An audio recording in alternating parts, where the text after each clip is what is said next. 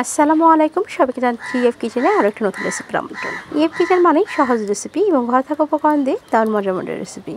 আমি সবসময় চেষ্টা করি আপনাদের জন্য খুবই সহজভাবে দারুণ মজার রেসিপিগুলো সবসময় শেয়ার করার জন্য, যে রেসিপিগুলো খেলে আপনার কাছে ভালো লাগবে, এমনকি আমার কাছে দেখাতেও ভালো লাগবে। আর আপনাদের কাছে ভালো লাগবে তবেই কিন্তু আমার প্রত্যেকটা ভিডিও সার্থকতা পায়। তবে আজকে একটি দারুণ মজার রেসিপি নিয়ে চলে আসলাম। আমার মনে হয় এই রেসিপিটা আপনাদের কাছে অনেক ভালো লাগবে। আজকে আপনাদেরকে তৈরি করে দেখাচ্ছি চিংড়ি মাছের পাতুরি। আর এই চিংড়ি মাছের পাতুরিটা কিন্তু একটু হলে, মানে একটা পাতুরি হলে আপনি কিন্তু অনায়াসে একটু পছন্দ মতো ভাত খেয়ে উঠতে পারবেন, এতটাই মজাদার। তাহলে কিভাবে তৈরি করছি আজকের এই মজাদার চিংড়ি মাছের পাতুরি, সেটাই দেখার বিষয়। তাহলে চলুন দেখে আসি। আর দেখতে দেখতে অবশ্যই চ্যানেলটাকে সাবস্ক্রাইব করে নেবেন আর একটি লাইক দিয়ে দেখা শুরু করবেন।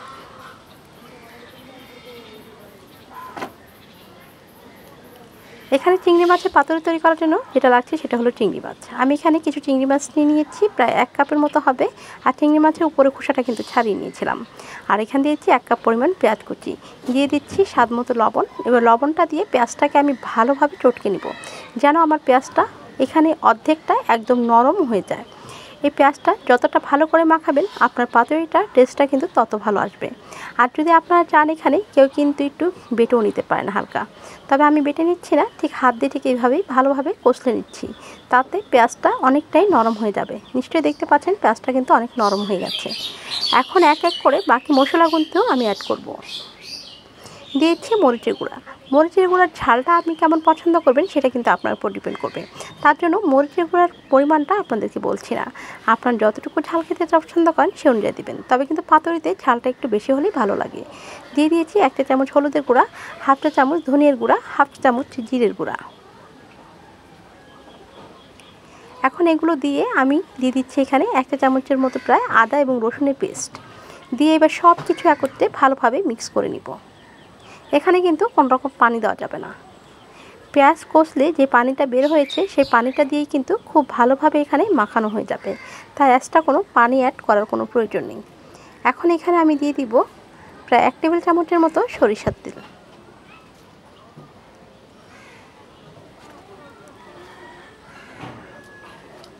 দিয়ে এটাকে খুব ভালোভাবে মেখে নিচ্ছি। আর মাখানো হয়ে গেলে যে চিংড়ি মাছগুলো ছিল সেই চিংড়ি মাছটাও আমি এখানে দিয়ে দিচ্ছি। দিয়ে এবার খুব ভালোভাবে চিংড়ি মাছের সঙ্গে মশলাগুলোকে মেখে নিচ্ছি। আমার খুব ভালো করে কিন্তু মাখানো হয়ে গেছে। এখন আমি পাতুরিটা তৈরি করতে চলে যাব। আর তার জন্য যেটা লাগছে সেটা হলো পাতা। এখানে আপনার লাউ, চাল কুমড়া বা মিষ্টি কুমড়া পাতা যেটা খুশি নিতে পারেন, তবে আমার কাছে মিষ্টি কুমড়া পাতা ছিল তাই আমি মিষ্টি কুমড়া পাতা দিয়ে তৈরি করছি। তবে আপনারা চাইলে লাউ এবং চাল কুমড়া পাতা দিয়েও করতে পারেন। আবার বেশি যদি না পান এগুলো, তাহলে কিন্তু পুঁই শাকের পাতা দিয়ে করতে পারেন। তবে পুঁই শাকের পাতাটা একটু বড় হবে, সেরকম সাইজের দেখে নিতে হবে।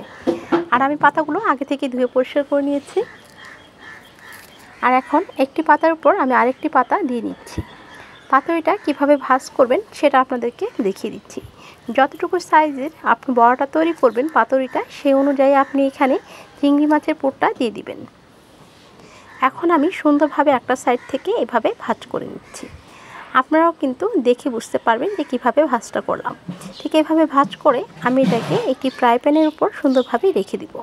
অনেকে সুতা বা টুথপিক দিয়ে কিন্তু এটাকে বেঁধে নিতে নেন। আসলে এইভাবে যদি আপনি রেখে দেন তাহলে কিন্তু আপনার বাঁধার কোনো প্রয়োজন নেই। আর এইভাবে করে প্রত্যেকটা পাতুরি আমি তৈরি করে নিচ্ছি। আমি মোট 5টা পাতুরি এখানে তৈরি করেছি। আর ফ্রাই প্যানের পর বসিয়ে দেওয়ার পর এখানে দিয়ে দিচ্ছি তেল, প্রায় 2 থেকে 2.5 টেবিল চামচের মতো এখানে আমি তেল দিয়ে দিলাম। এখন আমি ফ্রাই প্যানটাকে চুলাতে বসিয়ে দিব, দিয়ে ঢাকনা দিয়ে ঢেকে অপেক্ষা করব। প্রথমে আমি একটু হাই ফ্লেমে দিয়েছি, তারপর দেখুন এটাকে 4-5 মিনিট এভাবে রান্না করে নিলাম। আর এই পর্যায়ে চুলার ফ্লেমটা কিন্তু কমিয়ে দিবেন। যখনই একটা পাশ এরকম একটু লাল হয়ে যাবে তখন কিন্তু পাতুরিগুলোকে খুব সুন্দরভাবে উল্টে দিবেন। এবার আমি আবারও ঢাকনা দিয়ে আরও 5-6 মিনিটের মতো অপেক্ষা করব। আর এই পর্যায়ে চুলার জালটা অবশ্যই লোয়ার মিডিয়ামে মাঝামাঝি রাখতে হবে। 5-6 মিনিট পর ঢাকনাটা খুলে আমি আবারও একটু উল্টে পাল্টে দিচ্ছি এই পিঠটা হওয়ার জন্য, কারণ আমার এই পাশটা কিন্তু একটু কম হয়েছে। আর চিংড়ি মাছ কিন্তু সেদ্ধ হতে বেশি সময় লাগে না, তার জন্য কিন্তু অল্প সময়ের মধ্যে কিন্তু চিংড়ি মাছটা রান্না হয়ে যায়। 10 থেকে 15 মিনিটের মধ্যে কিন্তু এই পাতুরিটা খুব সুন্দরভাবে হয়ে যায়। দেখুন পাতুরিগুলো কিন্তু একদম হয়ে গেছে। এখন আমি এই পাতুরিগুলোকে খুব সুন্দরভাবে একটা একটা করে তুলে নিচ্ছি। আর এই পাতুরিটা ভাজতে কিন্তু বেশি তেলেরও প্রয়োজন হয় না। তাই এখন হয়ে গেল দারুণ মজার একটি চিংড়ি মাছের পাতুরি।